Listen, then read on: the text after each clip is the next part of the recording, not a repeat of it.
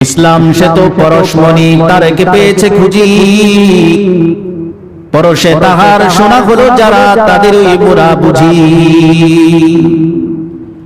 ইসলাম সে তো পরশমণি, তারেকে পেয়েছে খুঁজি, পরশে তাহার শোনা হলো যারা, তাদের ওই মোরা বুঝি। বলেছেন হযরত রাসূল শেষ পয়গম্বর, আমার পরে যদি নবী হতো কেউ হতো ঠিক সেই উমর। অর্ধ জাহান শাসন করেছেন যিনি, ধুলির তখতে বসি, খেজুরের পাতার প্রাসাদ তাহার বারে বারে গেছে খুশি। শুধু আঙ্গুল হেলনে শাসন করিতেন এ জগতে, দিয়েছিলেন ফেলি মুহাম্মদের চরণে সে শমশির, দিয়েছিলেন ফেলি মুহাম্মদের চরণে সে শমশির।